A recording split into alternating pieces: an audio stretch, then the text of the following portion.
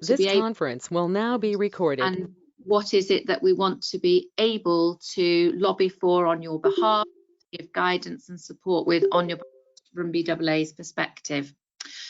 So the agenda is up on your screens, and I hope that you can all see that. We will just, as I say, I will just do some introductions, and then we are going to share some experiences, and Sue and Kath are going to help to moderate the chat that's coming in and theme that. So just before I go further, we'll just acknowledge that there are a number of people who did register for the meeting who are unable to attend, and that is because they are already being asked by their trusts to look at other services and take on other redeployment roles at the moment. So we do appreciate that it's a really, really pressured time for everybody at this moment. So again, grateful for those of you who've been able to have some time to join us this morning. We will be recording this presentation, and then that will be published up on our Heads of Services resource within the website. So we'll be able to share that, and also through the chat that arises from this, we'll also pull together a document that helps to summarise what's been discussed and whether there's any questions or answers. So as you'll all be already aware, from an etiquette point of view, to help with the smooth running of the session this morning, we are asking you all to have your cameras off to help with the bandwidth of that, and to keep your microphones on mute. Sue will facilitate lifting microphones on and off as we require people to speak. And as I say, we would encourage you to use the chat box facility. We've got a number of board directors sharing with you their insights and knowledge so far. We'll keep those fairly short and pacey. During their presentations, again, I'll just navigate the slides for them just for ease rather than swapping presenter around. But if we refrain from questions while they are speaking, but by all means, of course, put them into the chat box. And I would just ask for some respect, really, because we're all individuals here. We're all in the same situation, dealing with information as we get it. Information, as I'm sure it is for you, is coming thick and fast from all sorts of different directions. So we're desperately trying to keep a pace of all of that and to bring you the picture as it stands. But it may well be that things crop up on this session this morning that we are unable to answer, but we will commit to trying to go away and find the best advice to give you. Thank you very much. So just to refresh our minds, last Friday, we were on the receiving end of the prioritisation document, which then caused all of the flux of activity, really. So knowing where we were as a nation within the coronavirus and then receiving this document obviously really has precipitated all of the actions that have happened to date so far. So we saw within the prioritisation document being told to stop on certain services or services such as the screening to carry on in maternity units, or there being some caveats around the adult and older services. Of course, this document created quite a lot of questions and opened up the opportunity for interpretation in the absence of really defined guidance. So quickly on Friday, BAA board directors were all grouping to interpret that and then pull together the guidance that we published on our website. Where it was identified that there was a gap, especially in regards to the newborn neonatal screening, then of course there was a letter written to ask for some further guidance on that. And I would say thank you very much to the working group that very quickly assembled. And I know that a number of you are on this call this morning. That work still isn't finished, but it has progressed very significantly, very fast, in a very short space of time in Lley with Public Health England. And so we are hoping that we will be able to bring you some further guidance soon. The document that currently sits on our website was our initial response, as I say, of a week ago. As we start to collect evidence from you all this morning and from any other further published evidence, we will look to update this document by next week. So look on the website for further advice as we're able to do that. What we know about how trusts are responding at the moment is that a number of your hospitals now have set up what's called the command centre structure. And depending on your roles within your organisation, you may sit at any one of these levels here. And of course, that then detracts from your time that you're able to devote to your services and so forth, and will influence how you are working. So we totally respect that within your own local trusts, you are being pulled in lots of different directions and trying to source information and being asked to work in very different ways to that perhaps you've ever worked before. And then around what's going on locally for you, and obviously needing to respect what is being asked of you by your direct management, we also know that there's lots of noise going on in the field, in the profession. So we have seen a number of these organisations, none of them are new to us, but all responding and all asking for clarification. I guess what would be the sensible thing to say now is that it is more important than ever that we try to be aligned, so that when we're asking for support and guidance from Public Health England, from NHS and from all the local, from all the 4 countries NHS divisions, that we try to be as aligned as possible so that we can get some unity and ensure that we've got some consistent standards of best practice out there.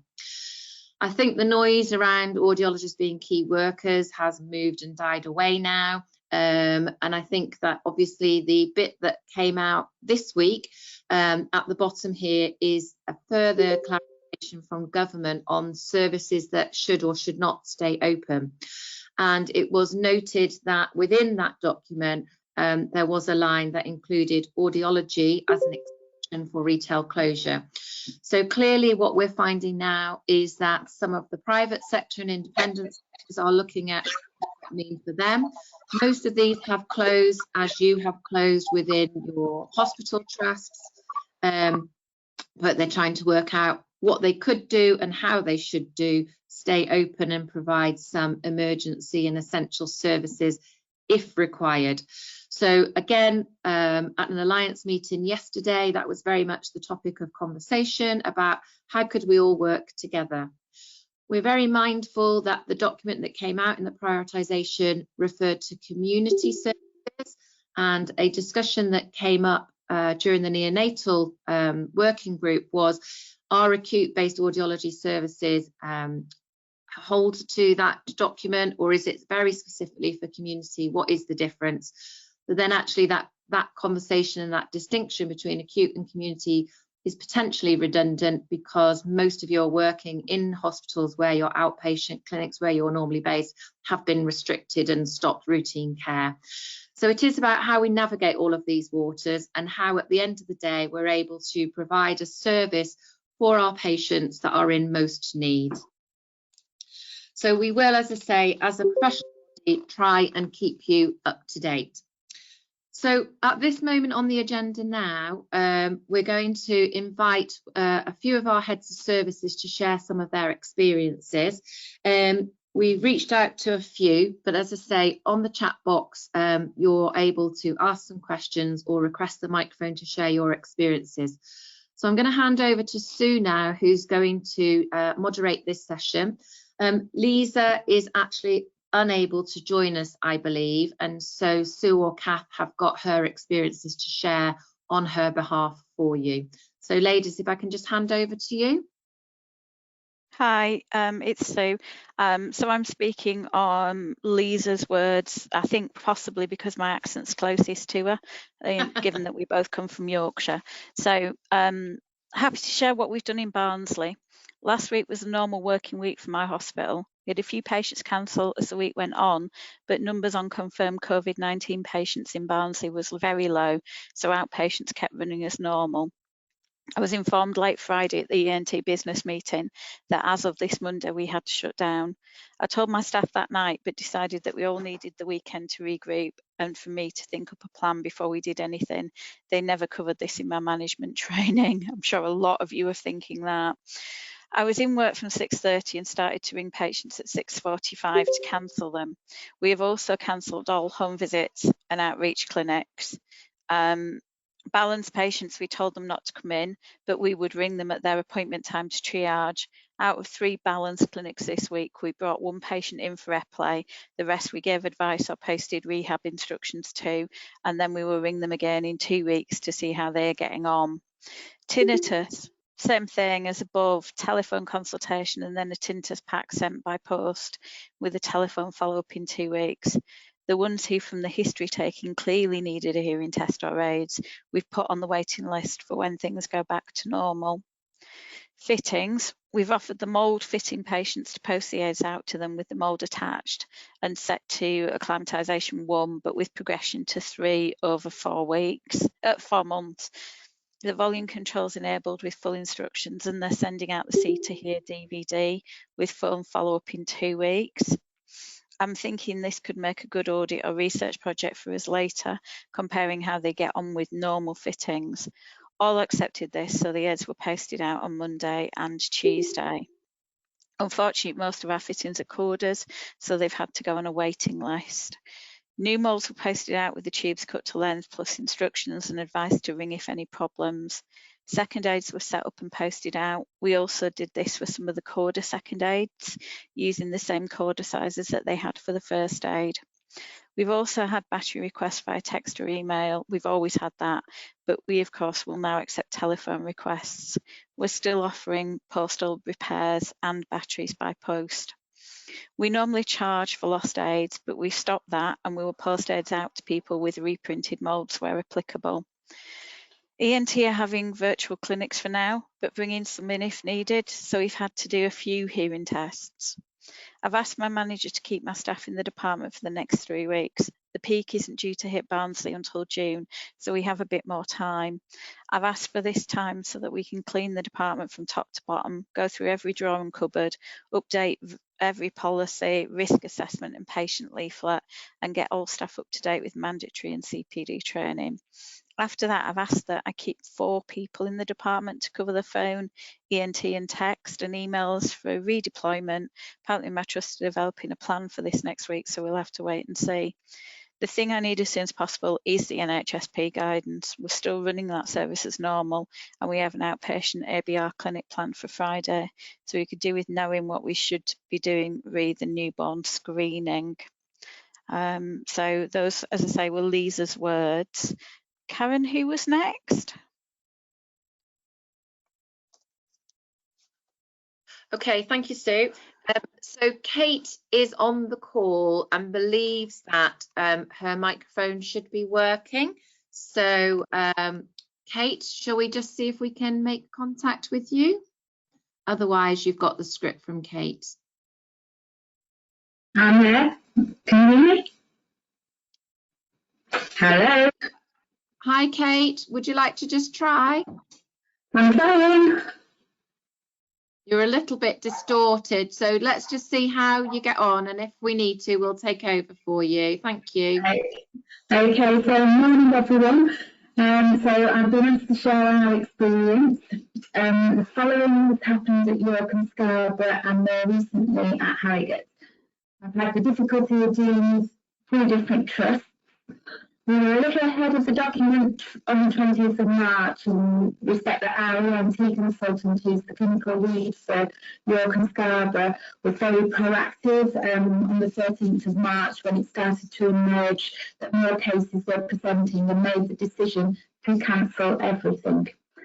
Harrogate didn't follow until the 19th of March, despite our efforts to ask them to follow suit. Kate, I'm really sorry to interrupt you, but we're getting messages that people can't understand you, and I know you've got some really valuable things to share with us. So perhaps if I can pass over to Sue and Kath to just read out what you sent through, and then if people have got questions, maybe we can take those for you at the end. Would that be all right? Although there is a suggestion for you to come back. I don't know how close you are to your microphone, maybe just to distance yourself and try again.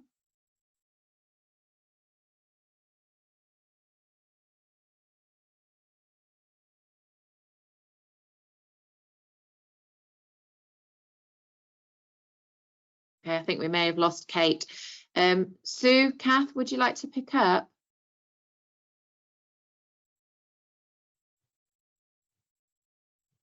Sorry, I didn't print out Kate's comment. Hang on.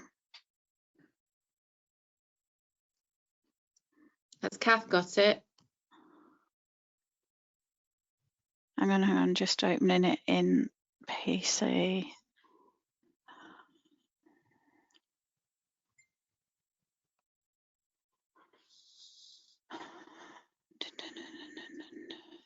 We have got Tina in the audience, I believe, who was willing to speak live as well. So perhaps while Sue is just waiting to get Kate's comments up, perhaps we could go to Tina if Tina's there, and we'll try Tina. Yeah.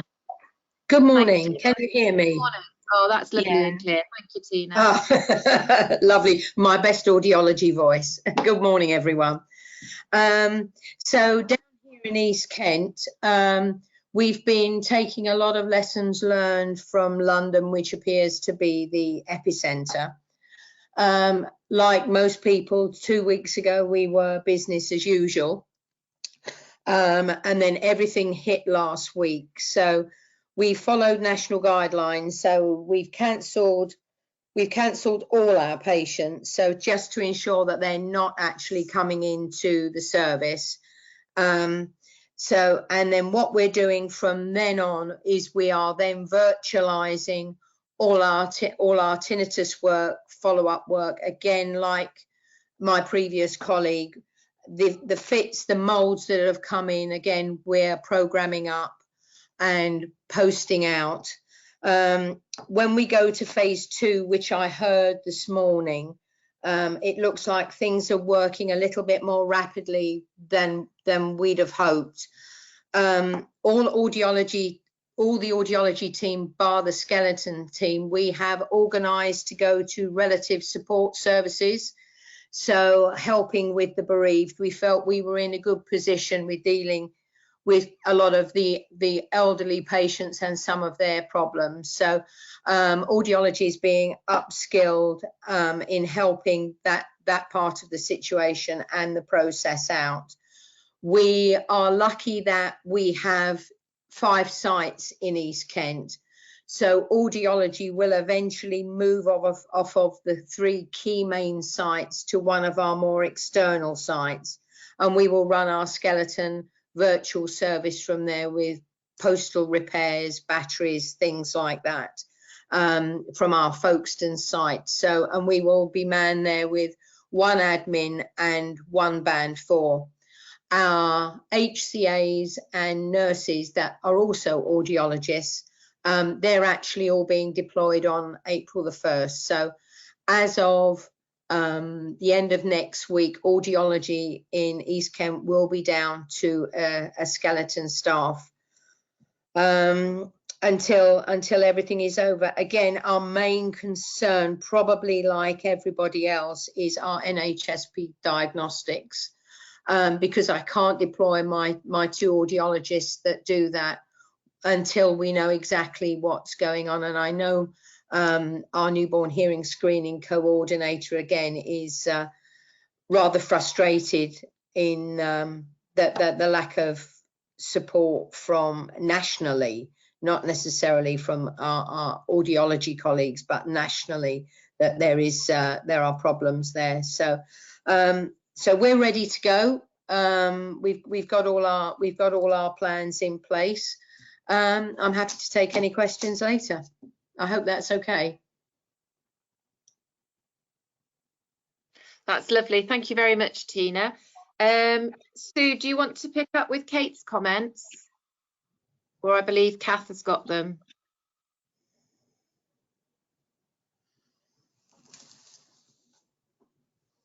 Kath, do you want to unmute yourself and do those?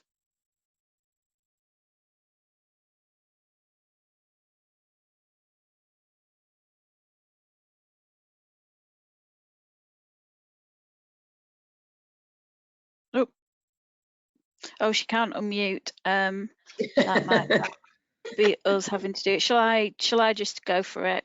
Yeah, that's fine. Go for it. Okay. I'm sorry, folks, my voice again. So these are Kate's comments, and obviously Kate is online and in the chat box if anybody has any questions for her. Our ENT consultant, who's clinical lead within York and Scarborough Trust, was very proactive on the 13th of March when it started to emerge that more cases were presenting, and made the decision to cancel everything. Harrogate didn't follow until the 19th of March, despite our efforts to ask them to follow suit. Currently, all our services are suspended, even diagnostic ABR for newborn hearing screening, until PHE guidance is out. Parents of the babies are cancelling anyway. This is the biggest area we need support with KP2. Also, the NHSP screeners and the support they will need. A number of the paediatric audiologists are going to look into supporting the screeners as more self-isolations become the normal, but it will be the time frame to train. Our local coordinator says that the current course is being stopped from the end of March and a new one announced. Can the national team make exceptions if audiologists can work the screening kit? Do they need to be trained? Babies that have contraindications to the screen are currently in a spreadsheet awaiting review. Our ENT consultant also said that he wouldn't consider a sudden hearing loss as urgent in the scheme of things. We've yet to redeploy any audiologists, but what the Trust have done is sent round occupational forms to find out who is at risk, and also a skills form to establish the skill set. Any redeployment may be to ENT, as ENT HCAs go to the wards, and even then it's the small ENT caseloads that are coming through, so just cancer care. So currently we're of limited use. We have redeployed some admin staff to waiting lists or contact centre as they are assisting with cancelling patients. We moved swiftly to a postal service and have gone from 15 postal repairs a day to 200 a day. We hope that that's just a panic rush. We've issued some children's hearing aids by post, and Kate knows that's extreme, but with a follow-up call from the audiologist on FaceTime. Over the next few days, we're putting a 2-week rota in place to have a reduced number of staff across our 3 sites, Scarborough, Harrogate and York, while staff work at home on iQuips. Impression taking, this is where clarity is required. York and SGH infection team told us that PPE kits needed, gloves, mask, goggles and apron, because they considered it an aerosol generating procedure, but Harrogate infection control team haven't suggested it is. So there's a conflict which needs to be resolved. However, in the meantime, our manufacturers have been great, and we've gone to using remakes of scan molds and requesting a double dip or a % increase. One parent of a child is very happy with this. Over the next few weeks, it's about what we can do by post. Can we do upgrades of hearing aid by post or second aid issues, and then bring people back? Tinnitus patients, we're triaging and seeing if we can do these by phone, especially if it was a follow-up. Bahas, thankfully, they're on top of their waiting list, so it hasn't impacted that a great deal as yet. The team are looking at what can be done.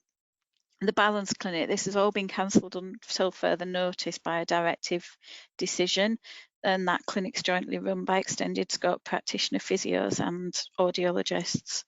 We'll be discharging all new patient referrals to the hospital since the 14th of March back to the GP to ask them to refer again when normal service begins, and also writing to the patient to say that we've asked the GP to do that. We have done a number of standard letters for NHSP and working on letters for those that are waiting for under 3 or over 3 assessments to ensure they have information about speech and language therapy and keeping in touch with us as a department.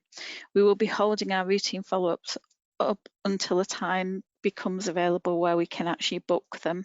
So as I say, Kate's in the chat box, so you are welcome obviously to ask Kate questions on her bit. Jonathan. So yeah. I did see Jonathan come onto the register, but I hadn't heard from him. So I don't know if he is prepared and ready and willing to speak. But Sue, if you want to just give Jonathan the microphone and let's see.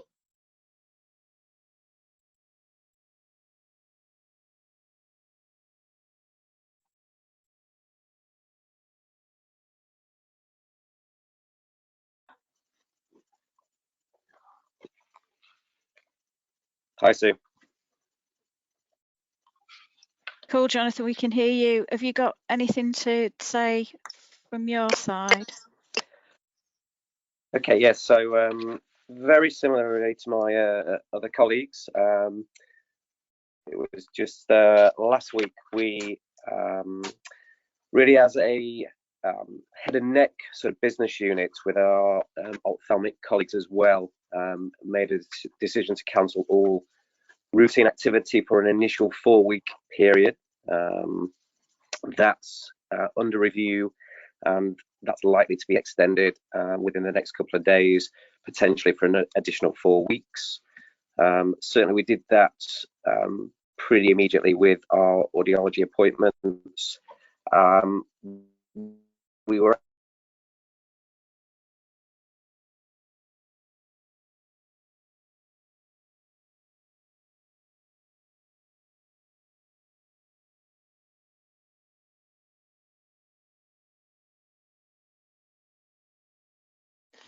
Is it just me, or has everybody lost Jonathan? I've lost Jonathan too. Oh dear, poor Me Jonathan. too. Well, we will see if he gets himself back connected. In the meantime, I wonder whether we might just give Martin O'Driscoll the microphone, Sue, and just ask Martin to share his thoughts around cochlear implant switch on and so on, and what's happening there. That would be really helpful. Thank you.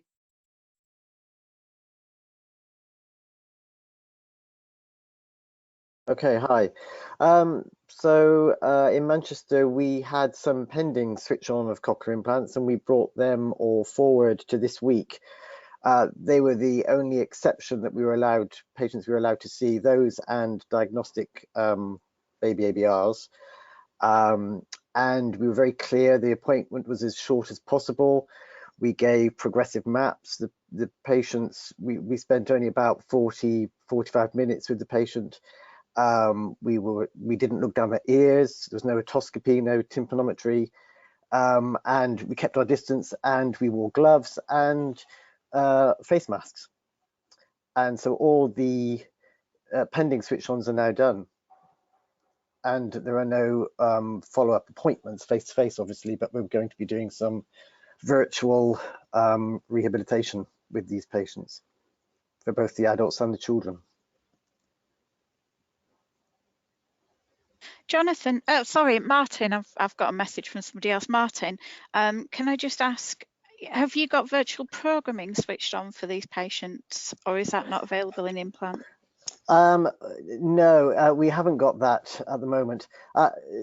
So there isn't really virtual programming that we can do. I mean, certainly there's a remote check that Cochlear offers, but that's something that our IG in this trust hasn't actually allowed us to sign up for because they felt that it wasn't safe or secure.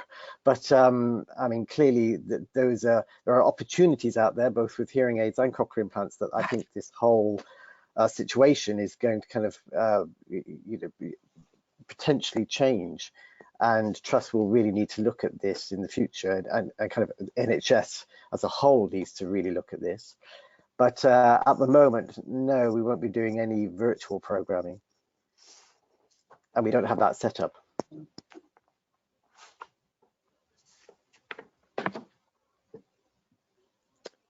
Okay, thank you, Martin. So I'm just trying to have a look through the chat box, as I'm sure Sue and the others are too. It seems that we've got some questions coming through around what are you doing with staff that you've had to send home. So I don't know if anybody would like to share any experience there. I mean, I'm happy to share, Karen. Tina. Hiya. Hi. Okay, so shall we take Tina first and then Ed? Hi. I must, as a head of service, I had many sleepless nights over this because we were told by our director of clinical support that outpatients was what will close down, and that we were only to provide a skeleton service and to sort it out very quickly. I had many discussions with my clinical support service colleagues, so radiology, outpatients, helping in standing people down, HCAs, but relative support services certainly came out best for us. Audiologists in the main are very good at counselling, and they're very pragmatic in their approach to process. And what relative support services wanted was some people that were empathetic, or staff that were empathetic, but could also get the job done to make sure that A went to B. So it isn't just about saying they're there to the relatives. It's a very practical role, in that we will be liaising with the mortuary, patients close, explaining why the relatives won't be able to sort of see their loved ones, making sure that practically everything is released at the right time so that there isn't a backlog. So it's not just about virtual hand holding. It's a very practical approach. And I must say, having various team meetings last week and telling the staff, they were absolutely 100% ready to go. The other thing for me was keeping my audiology staff safe, because I know when we had not a health situation, but it was a union situation back in the 80s, audiologists were deployed to other areas, and then in some hospitals it was, okay, well, we don't need audiology anymore. It can go out into the community. So I was very keen to send the team to a service that was only going to be for COVID, and that it would come back to be business as usual. So currently it's about putting things in place for when we go back to being business as usual. So I hope that helps. Thank you, Tina. Ed, would you like to share your thoughts? Yeah, okay. I mean, I'll just try and give a bit of background. I mean, yeah, sort of 2 points to begin with. First of all, at the moment in our trust, there's been no indication of audiologists being deployed elsewhere, but we are all, you know, up for that task. Our view at the present time is to, you know, concentrate on running and maintaining as much of the service as we can, but we are all patently aware, you know, that, you know, if we need to be redeployed, we will do that quickly. I think the other thing as well is, and I probably made a comment on the BAA face page as well, I think we also have to accept, you know, sometimes within trusts there is a lot of other important stuff going on. There can be a degree of paralysis, or, you know, people not making a decision at a higher level, and I think as heads of service sometimes, yeah, maybe we just have to go ahead and make that decision and do the right thing. So for example, I cancelled all routine activity, and that was in advance of any sort of formal, you know, direction to do so. It's subsequently been fully supported, but I think there's going to be occasions where we just have to show a bit of leadership and take sort of decisions, because I think there is a general trend that, yeah, we're not always getting information nationally, and, you know, within the trust we do provide an important service, but it's not a high priority, and I'm sure that senior managers are tied up with other stuff. But in terms of what we've done, we have moved to just 3 core staff in the department, so they are assigned, you know, urgent hearing aid repairs, working through telephone reviews, prioritising, validating patients, and also, you know, undertaking urgent assessments and newborn screening diagnostics. It is frustrating about newborn screening diagnostics. Yeah, I'm involved in a working group looking at that. It is frustrating getting that information out. In terms of what we're doing as a trust, we are continuing to offer diagnostic follow-up for screen contraindicated babies, so that includes the post-meningitics and CCMV and bilateral atresias, and the bilaterals. The unilaterals for the time being, you know, the unilaterals that we had in the system, we've contacted the parents, actually most of them weren't comfortable about coming into the hospital anyway. But we've had a discussion about them, about the pros and cons, the risks of deferring, and people have been happy to defer those to a later appointment. But obviously the offer is there until we get clearer guidance. But it's just a matter of trying to do the right thing, and obviously respecting parents' wishes as well. In terms of home working, some of my staff have got remote access. We can't actually get Practice Navigator through remote access as it's set up at the moment, but we are looking at options for that. But what we do have, we have a fair number of synchronized laptops. So basically, we are validating patients who need to be seen, synchronizing the laptops, and then those are available for people to be home-based, to do any telephone reviews, triaging. There is a volume of work where we can still remain productive in audiology, and continue to support our patients. It seems silly having people in the department twiddling their thumbs. All they're doing is causing an increased infection risk, and it's not helping in terms of protecting the workforce who may be needed further down the line. So apart from the core team, everybody else is home-based, where possible supporting clinical services, but if not, non-clinical activities like audits, updating protocols, patient information, and IKIPs. But as I say, if we are asked to move elsewhere in the trust, then we will be doing that at short notice. But it seems sensible to try and remain as productive as possible in the interim. So I don't know whether that helps anybody. Yeah, I think that's really helpful. Thank you so much for sharing that, Ed. I can see in the chat box a number of different suggestions about work streams and things that staff can do when they are home based. So we will pull all of that together as a list for you to refer to. I can also see in the chat that Adam Beckman has been able to get some agreement to start to use the GN ReSound Remote Assist.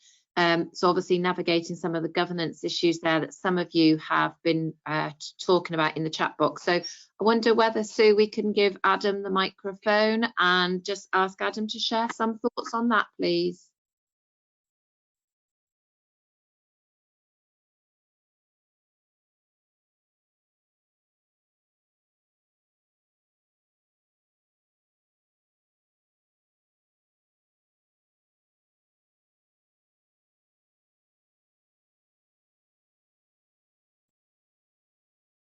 Hello, can you hear me? Yeah, you're there. Thank you, Adam. Fantastic. So we've been planning to go up with the remote assist for probably 2 or 3 months. We've been working on this anyway. Our IT department have been pretty cooperative, which I know isn't the case everywhere, but they had all the information from GN about their kind of side of the security systems, and were content that met their information governance requirements. And our IT department were happy, and we ran some tests on some test patients, and the firewalls weren't a problem. So we were just getting ready to start this anyway. We had our kind of formal training booked in last week with GN, which wasn't done the way it was expected to be done. So what we're just trying to work out now is, can we take consent over the phone, because the hearing aids need to be connected to the software when people consent. So what we would need to do is have the hearing aids in the department, connect them up, get consent over the phone to the patients, and then post them out and send them the consent form so they can then withdraw later, something like that. So that's kind of the next step. I'm very happy to share in the next couple of days what we've done in terms of documentation for our IT service. And I think as more trusts, the other trusts have done it, that kind of opens up the door a little bit. So But actually our trust has been quite keen on remote working and this sort of thing, so they've been very supportive, which has been a pleasure actually. I'm happy to take any questions. I'm not sure if that what I said is useful for people. Thank you, Adam.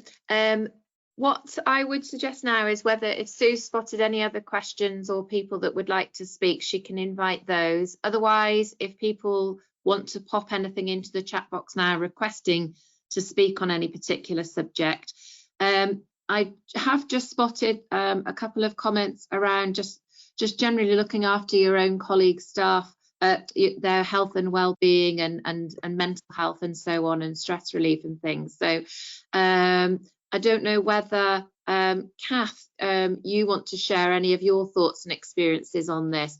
If Sue can just unmute you, that would be helpful.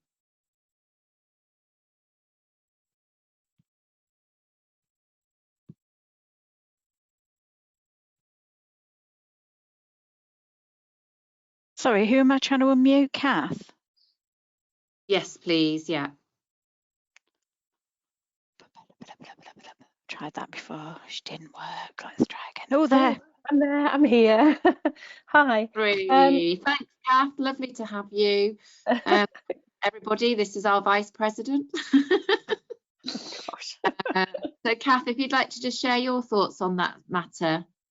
Yes, I'm just following some of the chat on here as well, and it does appear that a few services are using WhatsApp, and we started a WhatsApp group last week. I moved to 2 WhatsApp groups, one for a need to know, one for a chatty one, and it is proving really useful because it does stop a lot of rumours, keeps people informed, and a little bit of relief as well for them. So it would be interesting to see what everybody else is doing, if they're doing that too. But we have one of our team has become a mental health advocate, so she checks on everybody as well, which is great. We're doing lots of different things, you know, a bit of exercising and deep breathing, that sort of thing. But it's because it's all uncertain at the moment. I think it's very, very important that we do make sure we keep all our staff up to date and try and keep a little bit of sensibility in all this.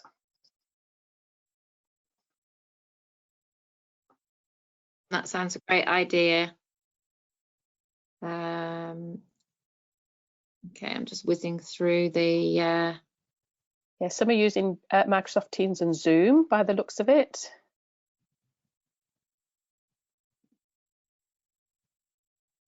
Okay. Yeah. Yeah, so I think the bit here is about staying connected to your colleagues, isn't it, and having those regular checks in, and having some social media connection just to check in on staff and share some activities and so on, and then also using it as an important kind of communication tool that's fast and immediate. I've never heard of Starleaf, Janet, so that's one for us to have a look out for. Apparently that's recommended by the IT for security. Jane is talking about schools prioritising childcare for single parent or 2-parent key worker families. Our HR are not proactive on this. I'm not sure whether that's just a comment, Jane, or you're looking for some advice.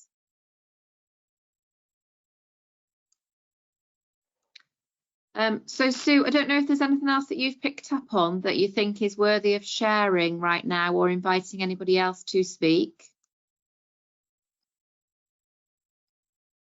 I think everybody's got very similar things going on, and the biggest one is probably the NHSP.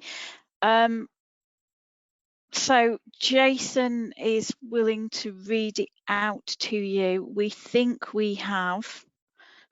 We can't send it you and we can't publish it on our own at the moment, but we could read out what we think is the final version. It did go over to one more body last night, but we are hoping that when we have a call with them this afternoon, it just needs a final agreement as to whether we're endorsing it or not. And we've got a call with BSA lined up as well straight after that meeting. So hopefully one way or another we will be able to get something published. But I think if Jason's willing to share it now, perhaps with all the key points highlighted, Jason, that would be really helpful. So let me find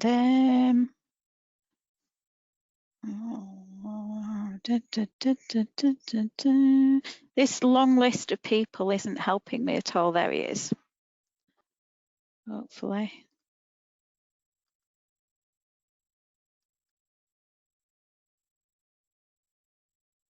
Jason, can you unmute? Yes. There we go. Hello. Can you hear me? Yep, hear you. Yeah, everyone loud and clear? Yeah.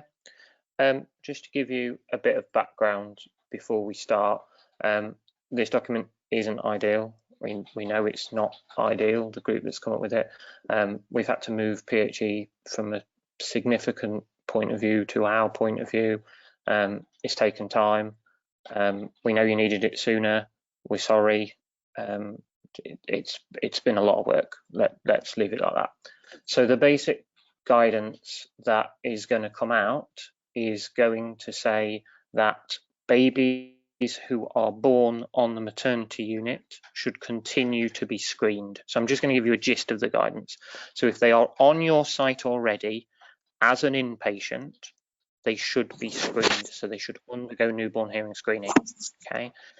If at that point you get a no clear response to OEE1, move immediately to AABR. So no bringbacks from the newborn hearing screen. So if your service is not having unable to see outpatients, you should have no bringbacks from the newborn hearing screen. If you miss that baby, so that baby goes home, it's an early discharge, it's a home birth, it's moved into your area, you do not have to see it for a screening appointment. So the guidance will say, here's how you set it on S4H for that group. Okay. One thing that they are recommending is that they're going to say they're recommending to go to 7 till 7 days a week for screening. And they're also relaxing the rules around audiologists and screening. So there is quite a long list of things that audiologists will have to do with regards to screening. And I'm hoping that we may be able to relax some of that on the call this afternoon. For example, at the moment, they're still insisting that audiologists do the online screening e-learning before they start screening, which I'm not convinced is appropriate, but we'll see how we can get through to them on that. So basically the guidance is for the screening side, the screening continues. You should only see a baby if it is an inpatient. As an outpatient, you don't have to see it, okay? When it comes to the diagnostic side, you are now allowed to suspend your diagnostic from NHSP. That is all diagnostic referrals from NHSP. That's the bilaterals, the unilaterals, NICUs and wells.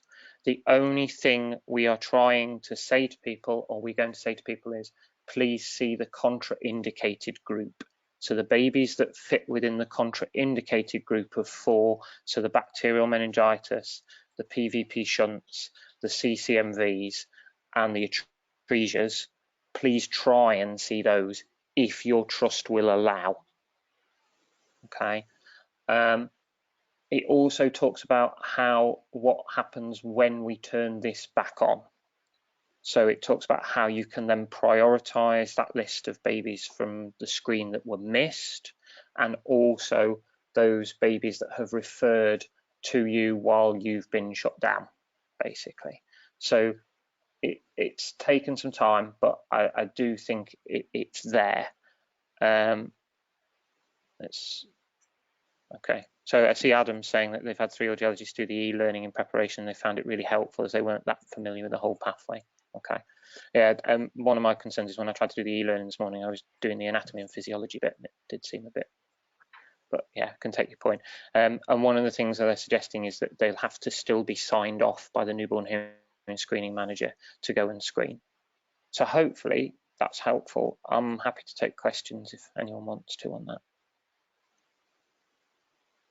I can't send this as a list, sorry. This is officially still a confidential document on behalf of PHE. So officially we can't even talk about the contents of the document.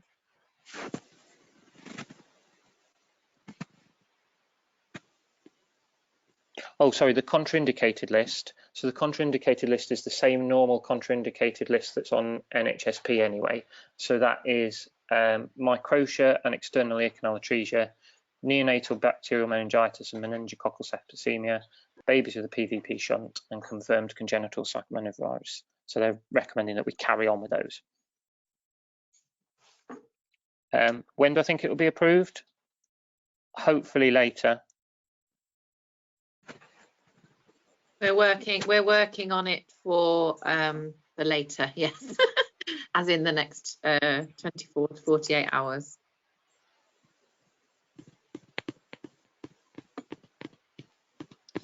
Thank you very much, Jason. That's okay. Barbara's just asking to share the Northern Ireland position, so I'm going to turn Barbara's mic on. Thank you. Yeah, great, thanks. So let's grab Barbara.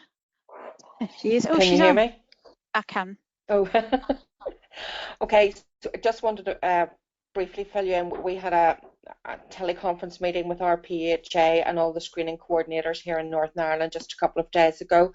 And this morning we all just received letters to our medical directors saying that the PHA have declared the newborn hearing screening programme an essential service right along its pathway throughout this crisis.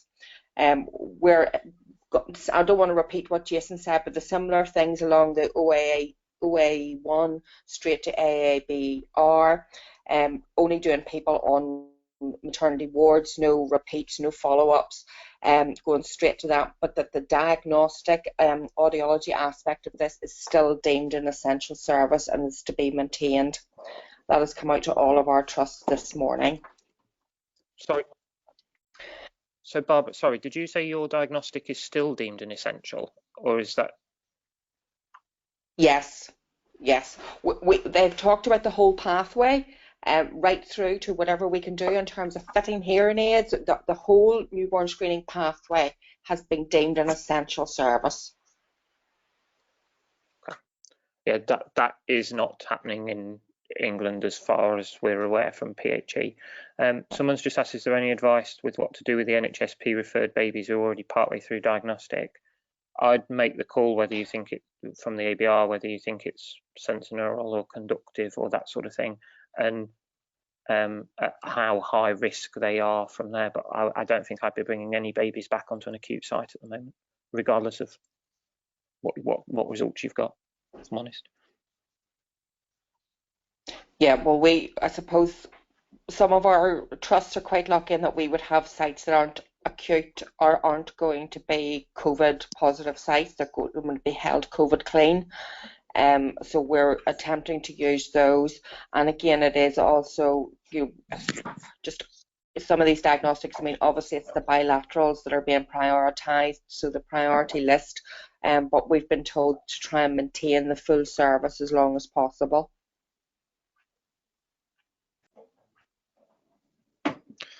I can't speak too much on sorry. it, but I do think there's still a bit of a disconnect between PHE and what's actually physically happening on the ground, and that becomes apparent in meetings. Let's say that. I was just going to ask whether we have anyone on the call here from Scotland or Wales that's able just to share any perspective from their countries.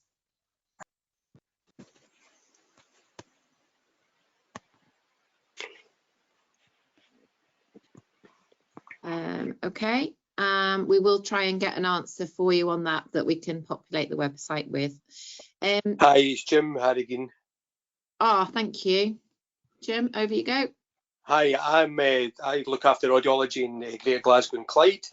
So about just over a week ago, there was a communication from NSD, National Service Division of NHS Scotland, to say that we should pause the screening completely However, most boards have continued in that we are only doing maternity-based screening.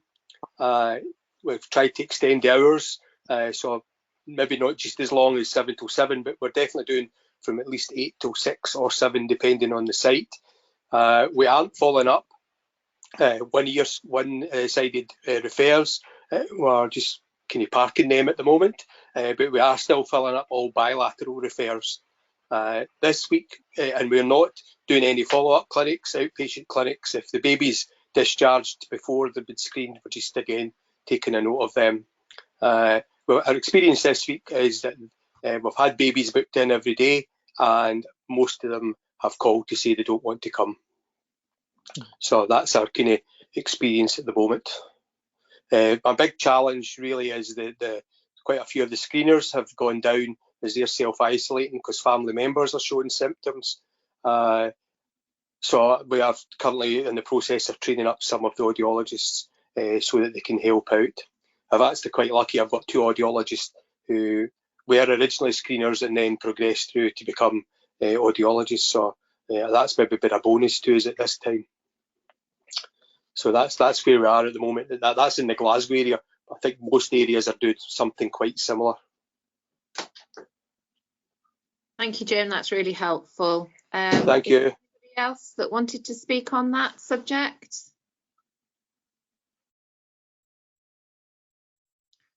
Okay, so there's a lot, as I say, there's a lot of information in the chat box. So what we will do, what Victoria will do, I say with a smile on my face, Vic, is collate all of that and theme it, and then, as I say, we'll provide a Word document that summarises all of this and put that up onto the website along with the recording of the meeting, and we'll gather as much resource that you've all referred to as well to also signpost you all to. So thank you, that's been great.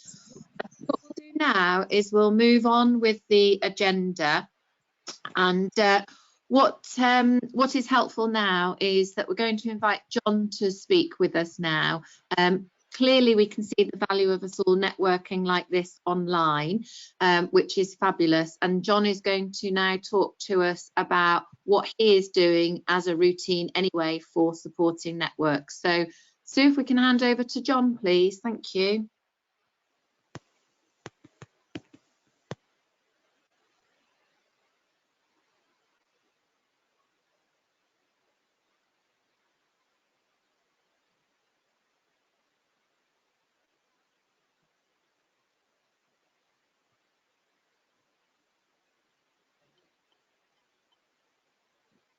John, you should have microphone.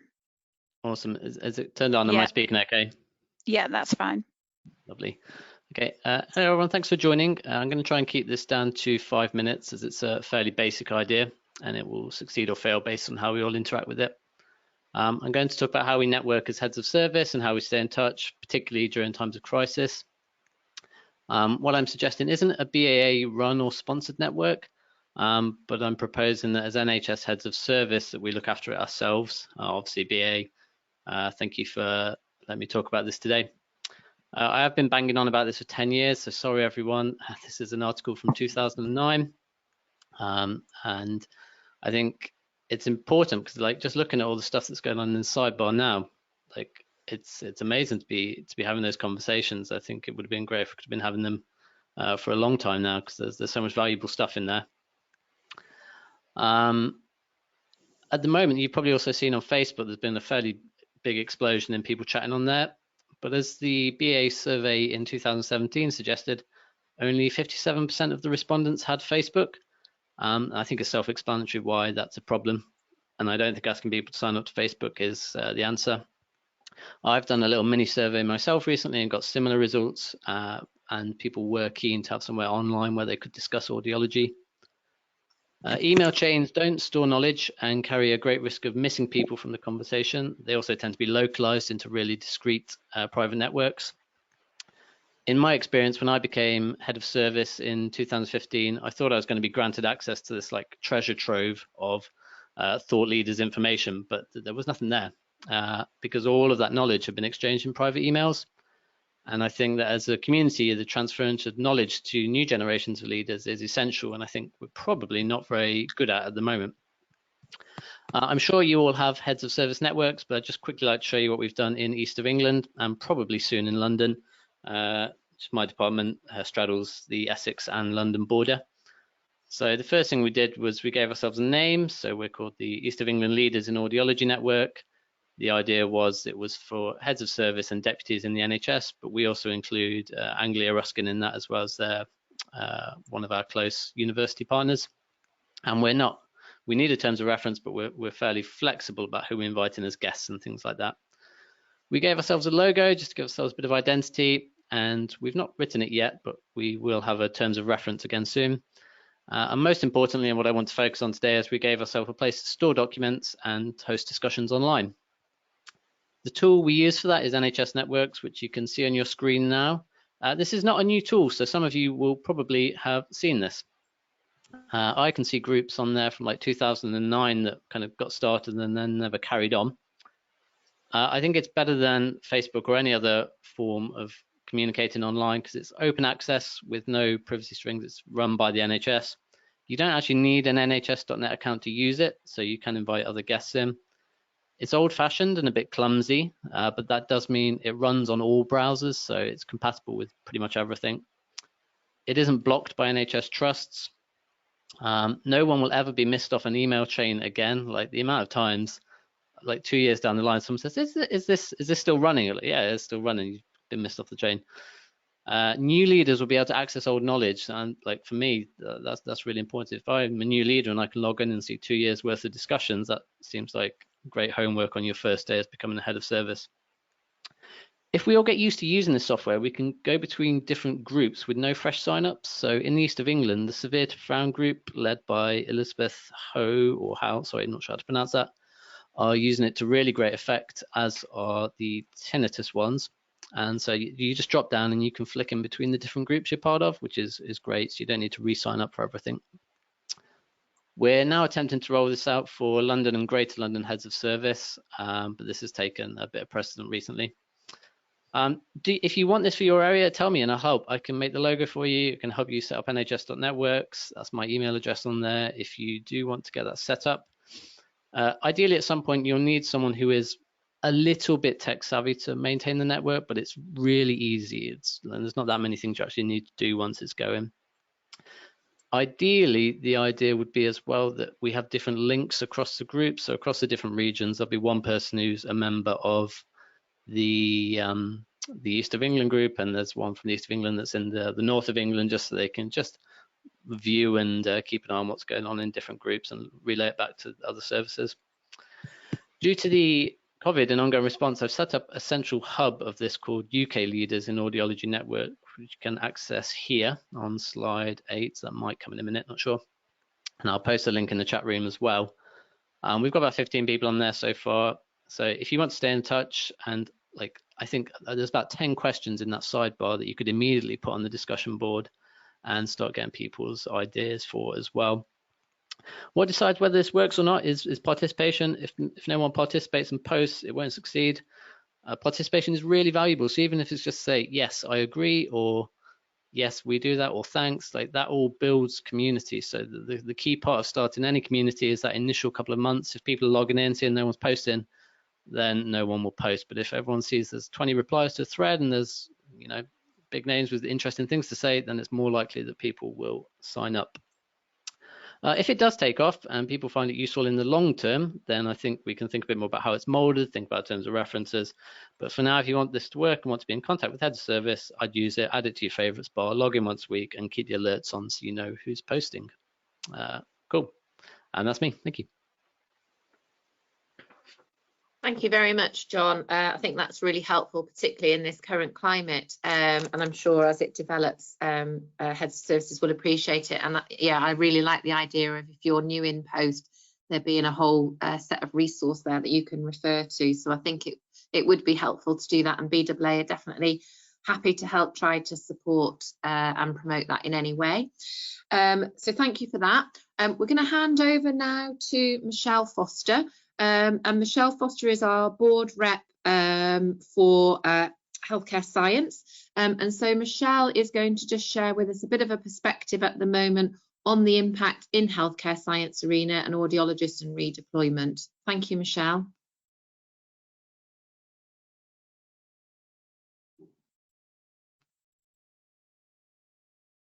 Hello, can you hear me?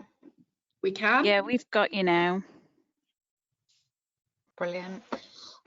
So within our trust, we've set up a healthcare science network, and what we're doing is trying to organise the skill sets to help support different areas. So particularly, for example, the research scientists have all been trained in the labs and things like that, so they're going to go back into the labs and help.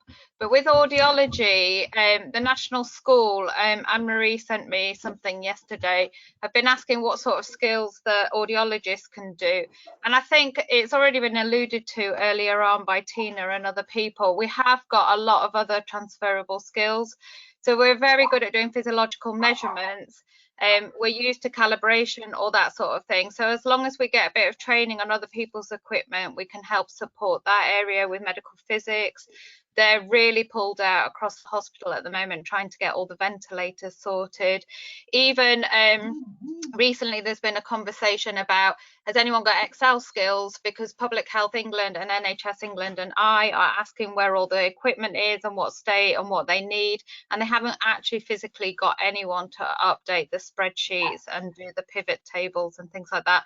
So we've released one of our members of staff who's really, really good with that. There's other things where we could help share some diagnostic results with a little bit of training. We've got that patient-centered care, the multidisciplinary working. Obviously, we've said about helping with the newborn screening and getting all that set up, but we've been asked to help with pharmacy, so warehouse picking and packing of the medicines. They're really struggling with that, but they need people who can think on their feet and get up and going. The equipment tool technicians, they run 24 hours a day and they do 12-hour shifts, and they go onto the wards, collect the equipment, check that they're all working, functioning, I guess do a mini audit on the equipment and then put them back out for recirculation. And that is again about using our analytical skills, and then they have to update their data sheets and things like that.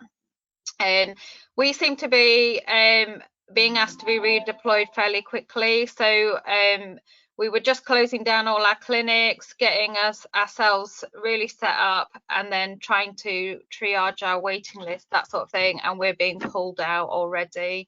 So I've got 2 members of staff starting in the pharmacy on Monday, 2 more starting with the screeners, and then 1 helping with an incident coordination cell. So trying to coordinate the hospital's response to where they need staff and things like that. So I don't know, I guess that will be site dependent as well, depending on how big your trust is, because Leeds is 17,000 people and in a major centre. So, but I think really I've tried to be really proactive so that we get to go where,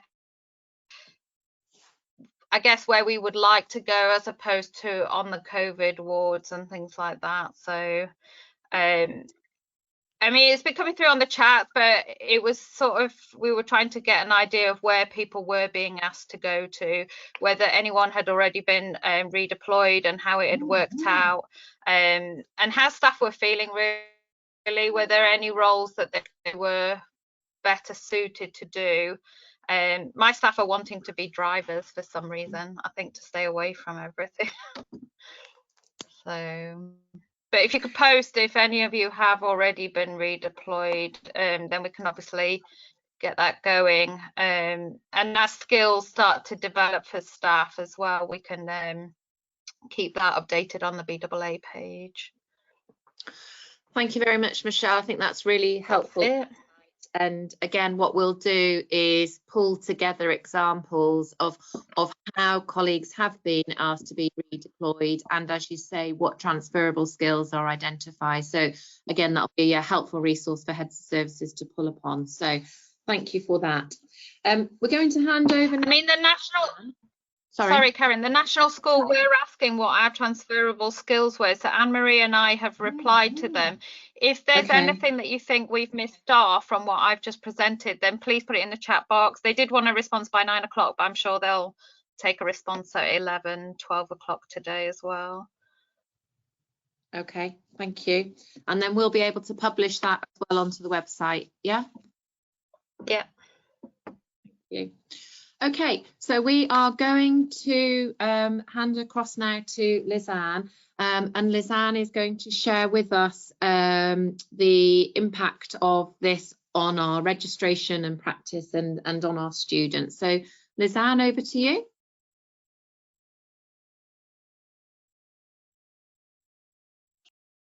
Okay, can you hear me okay? We can. Okay, brilliant. So Karen, I'm going to just kind of take you through the slides, if that's okay. Thank you everyone for joining. So just go to the next slide. So I'm just going to talk a little bit about, and I'll keep it brief, just in terms of what COVID-19, the impact has been for clinicians, students, and it's all pretty much related to education, regulation, and what's going to happen going forward when we go back to normal. So if you just go to the next slide, Karen. Right, so for clinicians, I think some of the things I've picked up this morning relate very much to health status. So there is a responsibility of heads of service and of all staff to obviously monitor their own health. We have staff members with pre-existing conditions as well that need to be considered. Both the voluntary and statutory registers have provided statements along those lines, obviously asking people to follow the guidelines published by the health department in terms of self-isolating, keeping track of your service of your symptoms if you do present with any symptoms. Generally, impact on safe continuation of service, everyone's talking about that, and it's great to see the ideas that people have come up with in terms of trying to keep things going safely, but obviously we have to keep track of that. The redeployment is an interesting one. I've had a look at all of the registers, and on their websites, most of them refer to the HCPC statement that is in line with NMC, that if staff is asked, if any staff member is asked to fulfill different roles, the advice is that they should be trained in that role. So at the end of my slides, I've put the lists up of the websites. So generally what they're saying is advice for current registrants: if you are asked to work in an unfamiliar area or a role, or going into a new role, what the regulators are advising is that they would expect you to receive training and or support to ensure you are still able to practice safely and effectively. So that's the guidance that we as a professional body can go back to. Because if people are being deployed, and I think it's helpful to know where people are being redeployed to, because that will allow BAA to also provide some idea of useful places where people have gone. So there is statements and guidance that people can look at. So if we just go to the next slide, Karen. So students, it's a slightly different thing. Again, they still have health status, of course, and from a university perspective, we have to keep track of our students and making sure that they're also safe. As far as academic learning is going, we're all moving online, so students are still expected to be completing studies in interesting ways. Placements have been cancelled, understandably, and this unfortunately means that for a lot of the healthcare science students, it's very difficult the question is about how are we going to complete their studies, what does it mean for registration, because the majority of healthcare science students are actually halfway through their placement, so they're not necessarily at the end of placement, and that poses a slight concern, which I'll come to in a minute. A lot of students have been asked about becoming volunteers, so I don't know if my colleagues from other universities have had the same calls. So some trusts in the NHS have been advertising to universities in general, saying, look, any of your students, whether they're business or marketing, if they're interested in volunteering in the NHS, they could be asked to be drivers or things like that. And I think it fits in pretty much with the call for volunteers ideas that came through from the health minister. So the issue with students being called off placement is just that, you know, we need a workforce going forward, because when things return to normal, hopefully we'll all have a list of patients that needs to be seen. So there are certain steps taken. So Karen, if you just go to the next slide, thank you. So just go back one. Right, so that's the one, thank you. So the response is that HEIs are doing all they can to support students, and this is supported by the regulators. So from a clinical perspective, we are trying to ensure, as education providers as well as regulators, we're trying to ensure that students are able to complete their studies. Universities have been given support by regulators to adapt assessments. Some assessments are moving online, some assessments are being replaced by alternative assessments. I think we all have to acknowledge that it's not going to be exactly the same. So we need to think creatively. Now, what that means for registration, we've had two kind of strategies coming out at the moment. The statutory regulators are in a slightly different situation because they need a legislation change to make any changes to registration. But there is talks, and it's available on their websites, looking at creating a temporary register. A temporary register would be for people who have left the service and are now wishing to return to help out, but also as a means of getting students onto the register to supplement staff. So the NMC have already done this with nursing students, and nursing students across the country, I believe, have been contacted and pulled into the service. They are being placed on this temporary register as a means of protecting them and protecting the public, of course. Last night, the General Medical Council, I think it was announced that a lot of the medical students have finished their studies now so that they can go into the service as well. So the temporary register is there to allow people who are already in the workforce in a way, or can contribute. Some of the concerns about the temporary register is just that it seems to be aimed at people who have already finished their placements. So we know NMC have contacted, HCPC have contacted universities asking for stages of where their students are. Audiology is in an interesting place because we have statutory and voluntary registration. So as I said, all of our students are, most of them are halfway through placement. So the question is, we're not sure if they fit into that category. I had a conversation with a national school yesterday, and it seems that there might be something coming from national school about the healthcare science students. And it's not sure whether they will be called in for supplementary services or that they will be called into audiology or in other healthcare science practices. So that's uncertain, but something should be coming soon. They are looking at it at different levels. So they are looking at it on the HSST level, the STP level and PTP level. So that's kind of in the pipeline.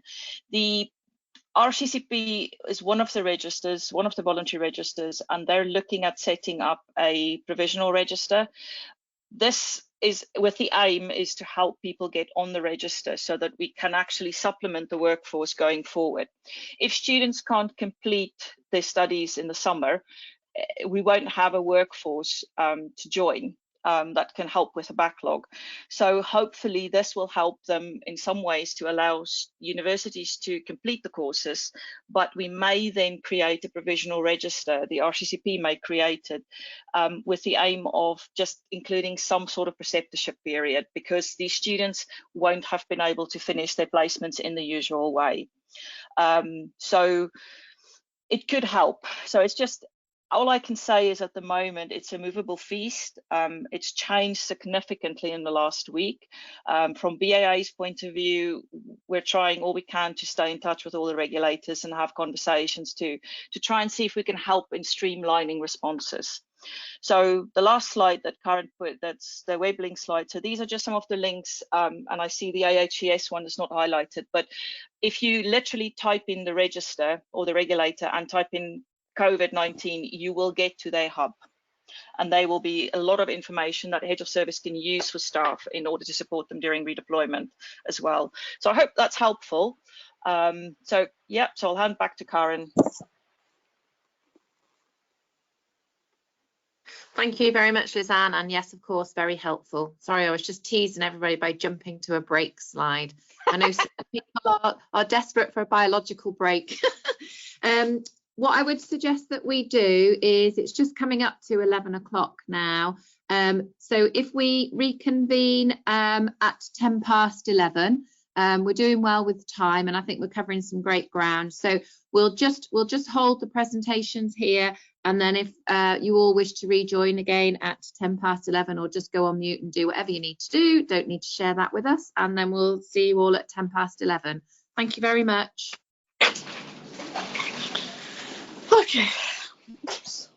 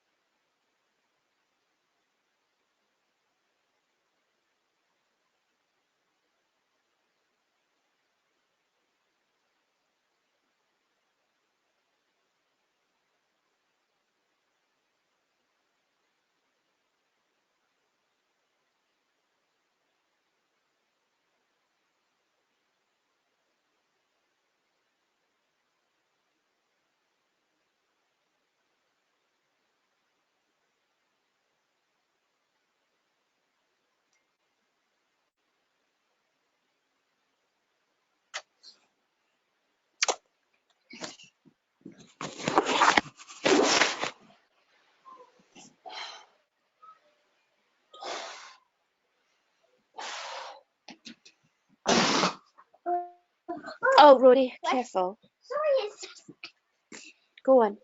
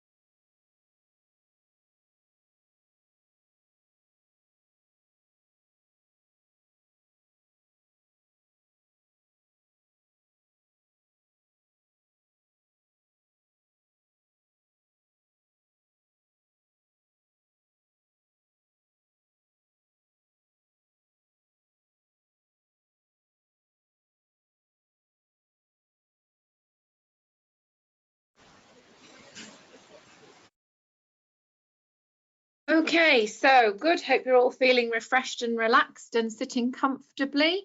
And we will resume our programme. So thank you very much.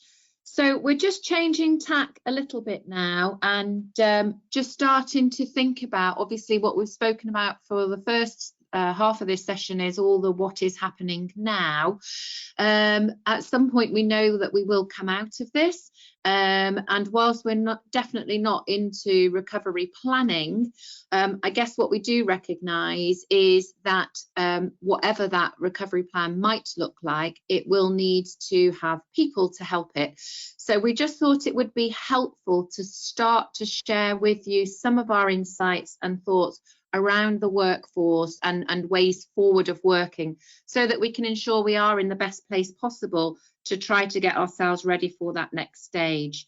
So I'm going to hand over to Liza again now, who's just going to share with us some of the insights on the CSO long-term plan.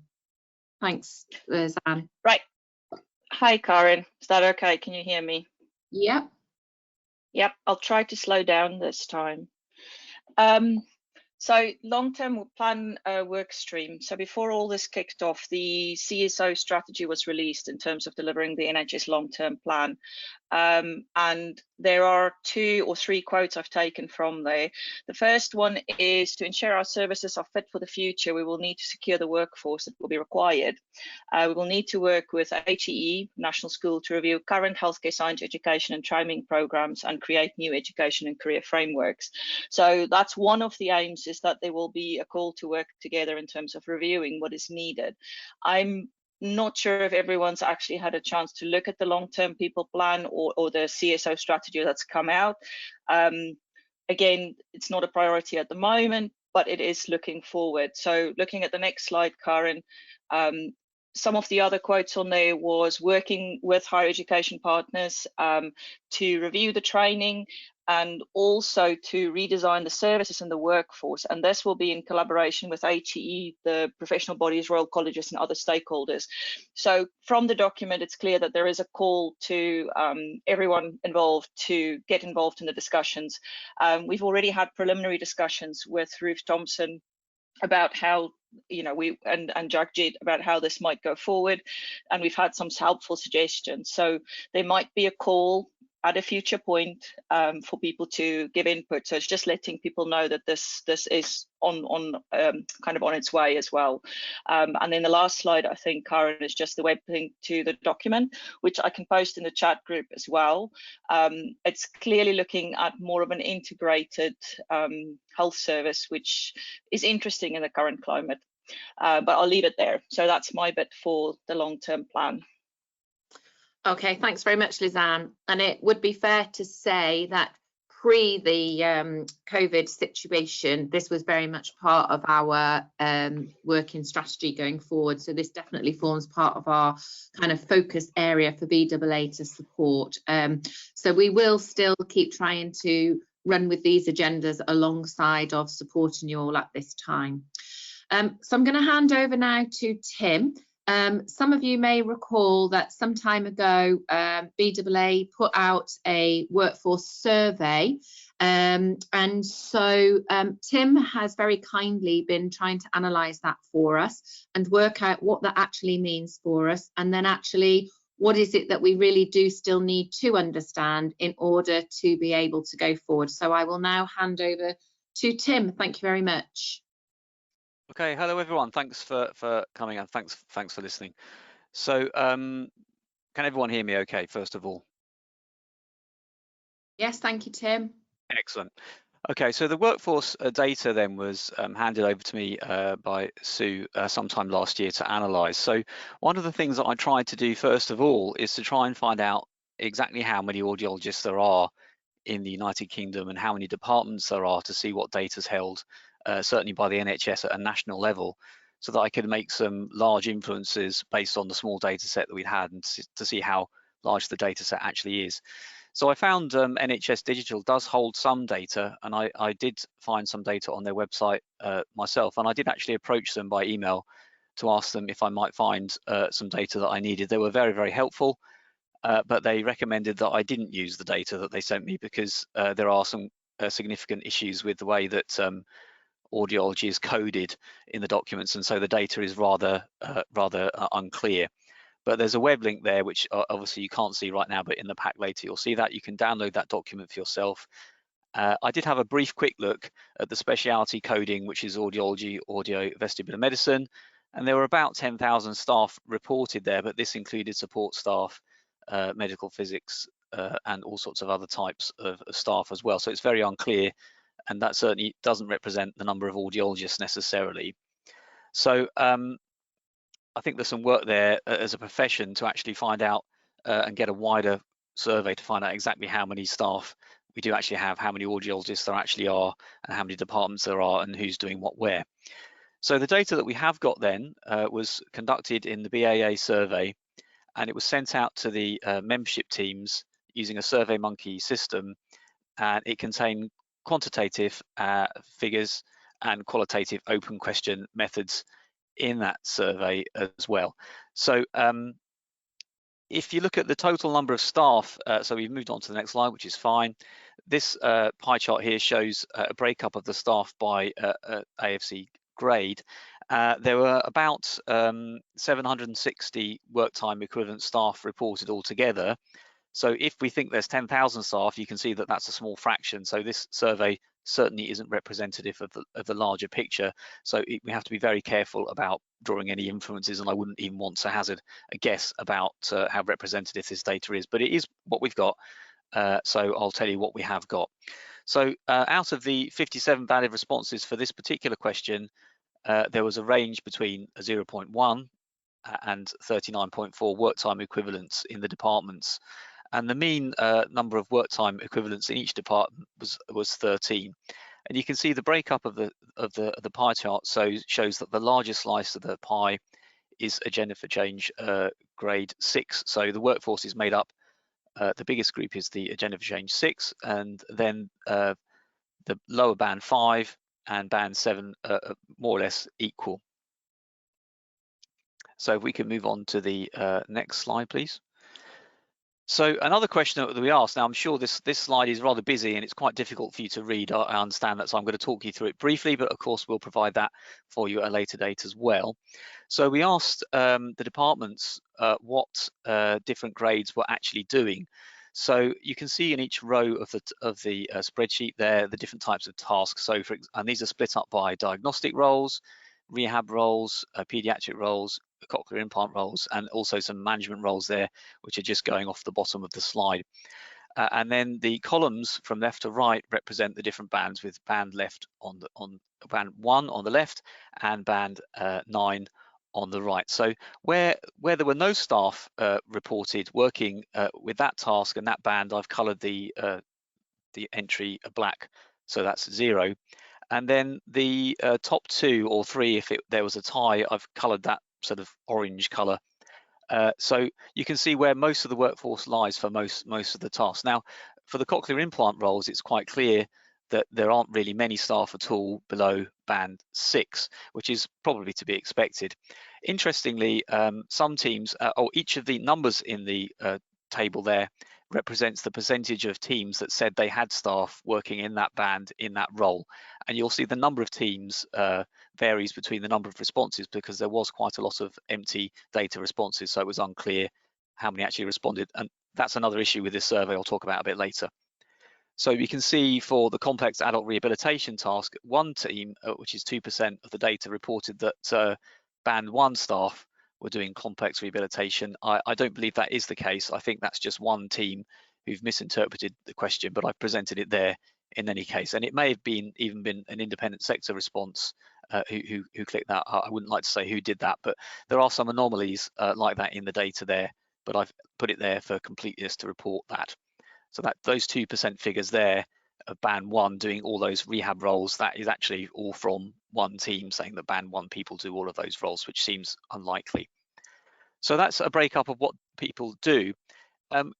We have to be careful interpreting this data, because this isn't necessarily the ideal picture of what management want people to do. It could well be that it could look rather inefficient, because some of the higher grades might be doing some of the lower grade tasks. Of course, the reason for that are unknown. It might simply be that there's too much workload generally, so some of the higher grade staffs have to do some of the tasks which the lower grades could actually do. So that's there and interesting to show you what people do. There's quite a lot of data there. We'll show you that another time on the web page. So if we can move on to the next slide then. So this information was a question about, we asked about temporary staff reductions, which might give a picture about temporary measures that might need to be taken. So we got 59 valid responses for this, and the range was between 0 and 4, and the mean was just under 1 staff member. And you can see from the pie chart there that the largest group by grade was band 6 staff, so 40% of the temporary reductions were in band 6.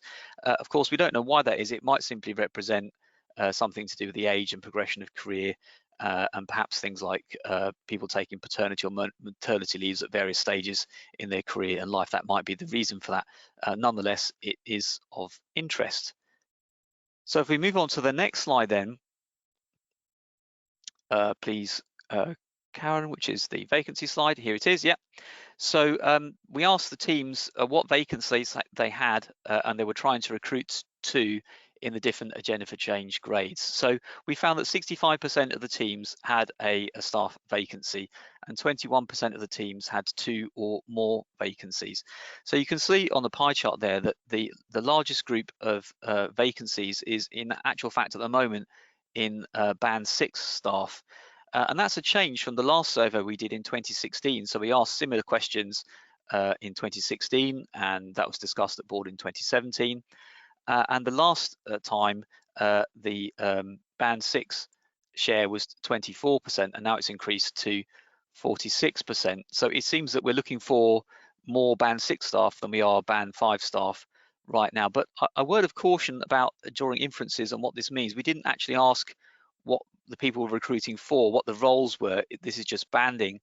And we did ask another question to teams about what they did to try and recruit when they were having difficulties recruiting. And 40% of teams said that they regraded the job to a higher band in order to attract applicants. And that could simply be then that some teams are now recruiting band 6, whereas actually it's a band 5 post, and they've had to do that to recruit into that post. But of course, I don't know that for certain. That's just a kind of best guess, so please take that view with caution. And overall, there were 85 work time equivalent vacancies compared to the 80 in the 2016 survey, but there were slightly different numbers of respondents. So what's important then is to look at the vacancy rate. So out of the 56 respondents, the minimum vacancy rate was 0%, and the maximum vacancy rate was 76%, and the mean was just under 10%. So the vacancy rate here is the total number of staff that they have, plus the number of vacancies, which would make up the department size you want, and then the number, of course, that are missing as a percentage of that. So a 10% staff vacancy rate, if we move on to the next slide, doesn't seem like that much, but actually I found a really good study by the Nuffield Trust, which I've provided the link for, and they did that a couple of years ago. So it is older data. And this is the vacancy rate in general for clinicians in the NHS. And you can see that the vacancy there by region, so this is not for audiology, this is for any particular job, including nursing and all the other teams which we know have difficulty recruiting. And you can see that a vacancy rate of audiology, which represents just about 1 vacancy usually per team, kind of fits in as a percentage with the kind of other figures for other professions as well. So it's not a particularly low or particularly high vacancy rate. It's probably fits in roughly with the other types of professions, which means we also have just as much problem recruiting as other professions do in the NHS, perhaps. So if we move on to the next slide then, please. So this is a word cloud. So this comes from the open question that we asked, where we asked teams to say what they thought the barriers to recruitment were. And it's now, remember, these are the team's perceived barriers to recruitment. We're not saying that these are necessarily actual barriers, but this is what the perception of the respondents team when they were trying to recruit felt was the picture. So this data set most certainly is largely NHS teams, and you'll see that the word private there is the largest used word, and that's because most teams made comments about staff leaving to the private sector, and the private sector had better pay and those kind of things. That's why the word private comes in a lot, and I'll give you some quotes for that on the next slide. So if we look at the next slide. So I graded the themes for barriers into main themes, and the main themes that really came out were something about the applicants and the profession, something about HR processes, something about the locations of the teams which we're trying to recruit, and then some things about pay and working conditions. So there were 181 coded references. So 59 were about applicants and profession, split into items like lack of paediatric training, loss to the private sector, lack of graduates entering, and not enough qualified audiologists. So I'll just read you a few choice quotes from some of these things about the applicants and professions. So one quote was lack of graduates willing to work in the NHS. Another quote was being snapped up by the private sector before graduation, as they're allowed to go into university and give students free stuff. Well, that's interesting. Newly qualified staff choosing to work as locums or in the private sector. The private sector have increased recruitment since AQP was introduced. This has starved the NHS of new graduates coming in at band 5. And then there's some other seem to be more related to training, so lack of suitable training courses in Scotland, location. Many students live in Birmingham and were considered, we are considered a long travel out when they've qualified. They would rather stay more local. Another quote is, new graduates do not wish to move away from university town. And then just general things saying lack of qualified staff, and the newly qualified staff go to the private sector. So that's why in the word cloud, private sector seemed to be the most prominent wording there. So in terms of HR processes, the general kind of things were delayed authorization of posts, lack of succession planning, and headcount freeze or headcount issues. And then there were lots of things on location. So many teams said that they felt that one of the issues why they couldn't recruit, also linked into the other barriers around education, is that the department was in the wrong location, staff are reluctant to move, there's no training in that area, or they're not wanting to work in that area. So I'll read you some of the quotes here. Lack of university graduates, candidates wanting to work in the area, maybe better able to recruit in a city hospital, small department, limited progression opportunities, lack of career progression leads to static departments with very little movement in what is predominantly staff at band 6 or settled with family and no movement. And then there's a comment about the Bristol course which stopped, and so people in the southwest to say they're suffering probably because many graduates we know like to stick around in the areas where they live. And I didn't introduce myself correctly. I'm the program lead for the University of Manchester, and I can tell you that most of our graduates actually live in the local area, and I think that's probably fairly similar for most courses. So actually these are stay-at-home students mostly, not all, and so they want to stay near to their families for whatever reason. And then pay and working conditions was the next main theme. So there were different sub-themes for that, about having that you had to move to progress your career. There were lots of people talking about being London or close to London because of the expensive cost of living in London, and regions just outside the London waiting zones finding it harder to recruit because the cost of living is higher there. There were people talking about higher pay as locum, and others were talking about the narrow scope of roles. People wanted wide roles. And then of course another comment that came up quite a lot was the private sector were paying more. So I'll read you some of the quotes. NHS do not pay as well as private. Career progression in small departments, people need to move around to progress. High cost area right next to London without London waiting. More competitive salaries in the private sector. And here's an interesting comment. In the past, when someone qualified, you worked as an audiologist for a few years at band 5. Now when students qualify, they want band 6 ASAP. And then there's some comments about particular companies offering higher salaries regardless of skill sets. And then there's comments about the restrictive nature of the roles that are available, and staff are wanting to do a broader scope of practice, not being limited to certain types of work. So if we can have the next slide, please, Karen.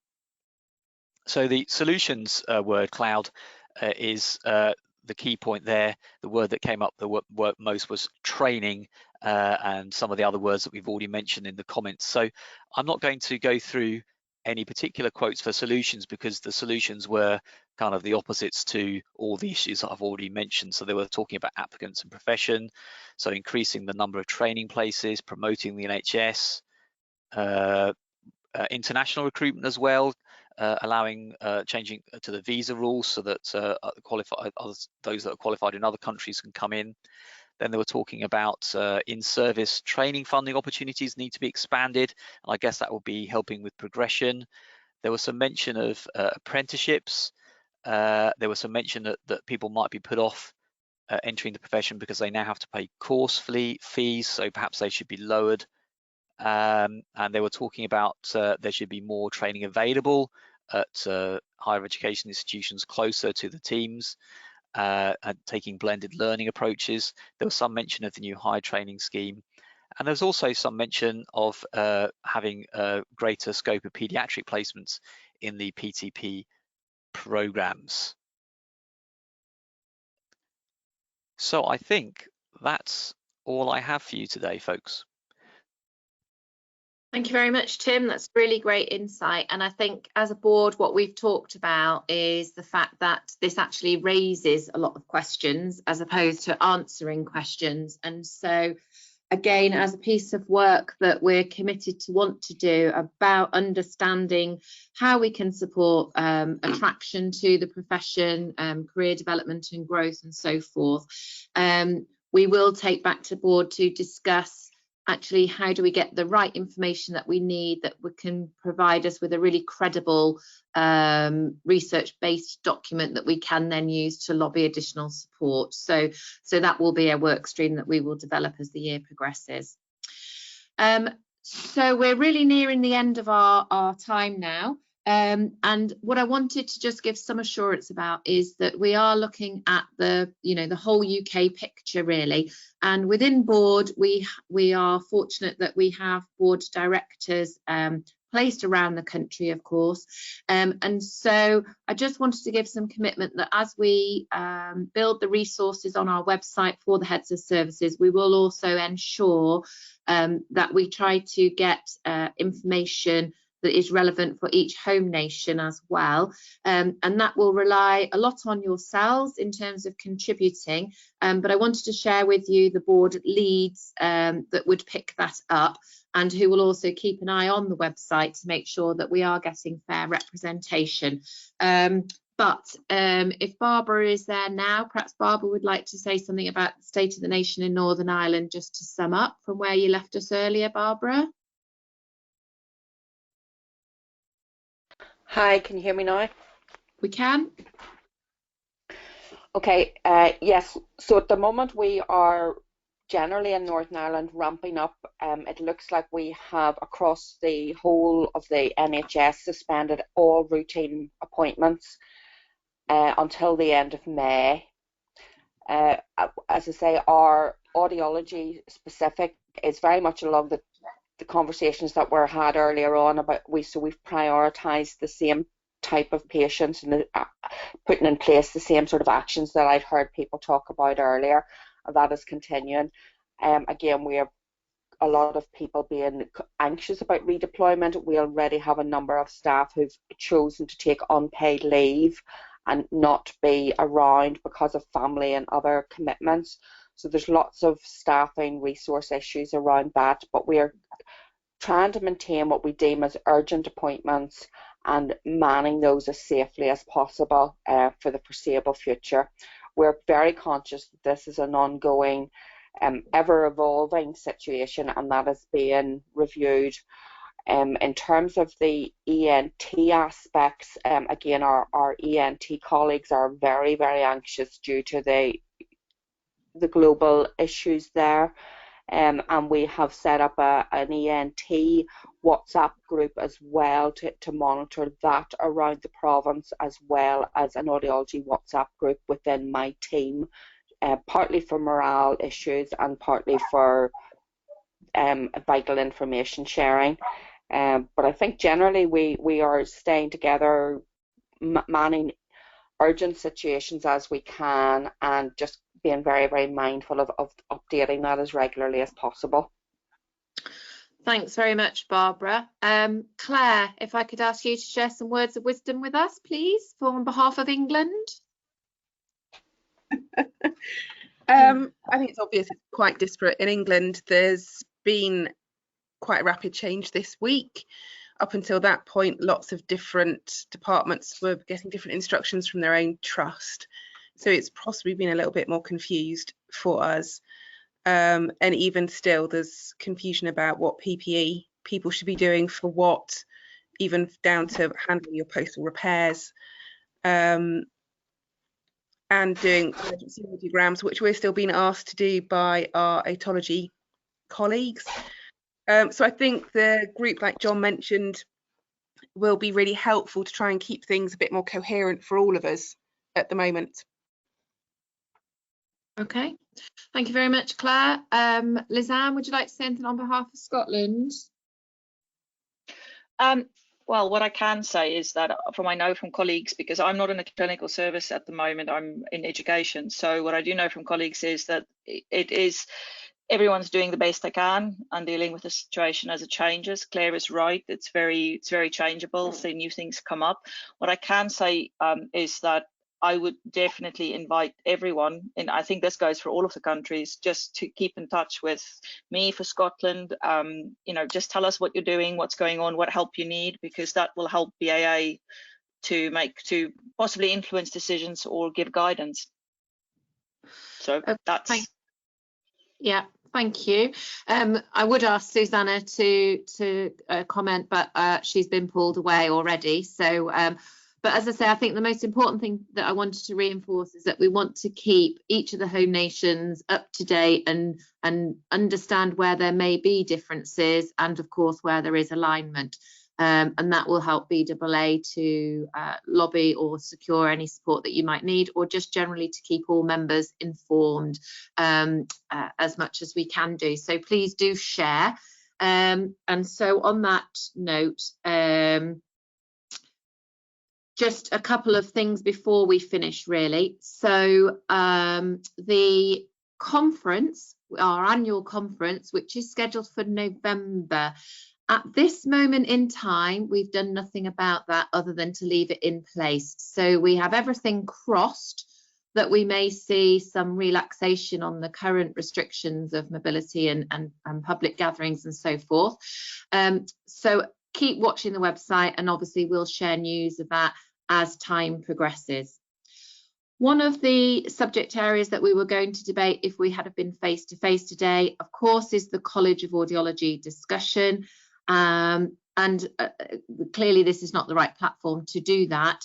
Again, as time progresses, we may start to try to share some information about that and start to gather opinion, because as time rolls on, it is still something that we would like to come back to. And so whereas I've put here college just ahead, I definitely put the question mark behind it. We don't have a time period for this, but it is still an important topic, and we would still want to gather as much opinion as possible to inform the strategy of board going forward. So again, just keep watching the space for that. And then finally, before I wrap up, we will obviously be posting all of this information onto the website. If you do have any specific comments or requests, I think the most sensible thing to do would be to ask you to use the admin@baaaudiology.co.uk email address so that we can coordinate it all. And I've put a calendar there because, again, this is really just to ask you, given that we are in very, very rapidly changing environment at the moment, and guidance is changing and scenarios are evolving that perhaps we never would have thought we might have to deal with, we are very happy to host a go-to webinar like this on a regular basis during this time period, if it's something that you think that you would like to do. So do let us know and how frequently you think that we ought to do that. And I guess my initial suggestion would be perhaps on a fortnightly basis, we can all just come back together just to share any experiences. We'll set that up, and then we'll see what the uptake is and how well that is received. Some of you are already saying yes, please. I think that it's just helpful to stay in touch, and I spotted some comments here that whilst you all have big teams and you're working within trusts, I think having the resource and the collaboration across the whole audiology and sanity checking our decisions and ways of working is probably very helpful. So thank you all very, very much for joining us. Good luck and stay safe, and we'll see you all again very soon. Thank you.